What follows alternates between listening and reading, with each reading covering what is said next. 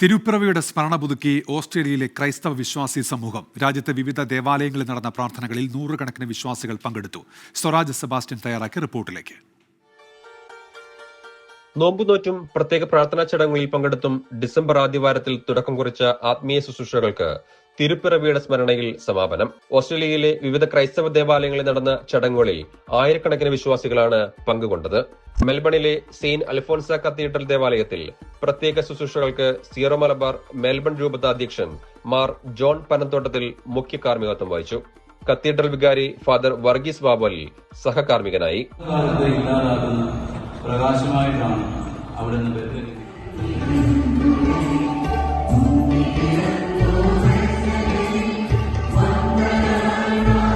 അസാധ്യമായത് സാധിക്കുന്നതായിരുന്നു Christmas നമുക്ക് തരുന്ന സന്ദേശം. നമ്മൾ ചിന്തിച്ചു, ഒരിക്കലും ദൈവം ആകാശം വിട്ട് താഴെ ഇറങ്ങില്ല.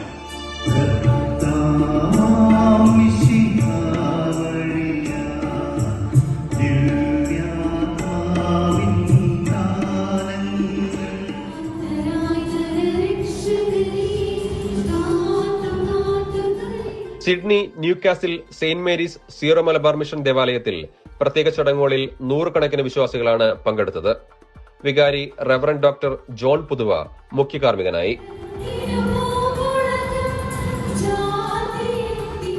ഓസ്ട്രേലിയയിലെ Newcastle saint Mary's Syro Malabar മിഷന്റെ ക്രിസ്മസ് ആഘോഷങ്ങളാണ് നടന്നുകൊണ്ടിരിക്കുന്നത്. വൈകിട്ട് 8 മണിക്ക് കുർബാനയ്ക്ക് ശേഷം ക്രിസ്മസിൻ്റെ പരിപാടികൾ, അതോടൊപ്പം തന്നെ ക്രിസ്മസ് ട്രീ മുതലായവ സമ്മാനങ്ങൾ നൽകുന്നതുൾപ്പെടെ ഒത്തിരിയേറെ ക്രിസ്മസ് പരിപാടികളാണ് ഈ ക്രിസ്മസിൽ ഇവിടെ ഒരുക്കിയിട്ടുള്ളത്. ബ്രിസ്ബെയിൻ സെയിന്റ് അൽഫോൻസ ദേവാലയത്തിൽ തിരുപ്പിറവി ശുശ്രൂഷകൾക്ക് റെവറന്റ് ഫാദർ വർഗീസ് വിദിയത്തിൽ MST നേതൃത്വം നൽകി.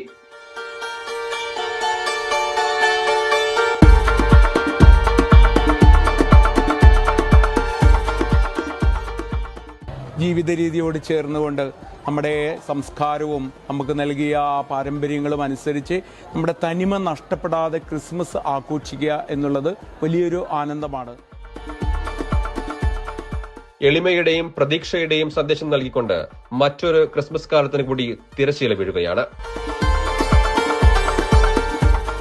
ദിവ്യരക്ഷകൻ പിറക്കേണ്ടത് മനസ്സുകളിലാണെന്ന ഓർമ്മപ്പെടുത്തലുമായി തിരുപ്പിറവിയുടെ ധന്യതയിലാണ് ഓസ്ട്രേലിയയിലെ വിശ്വാസി സമൂഹം.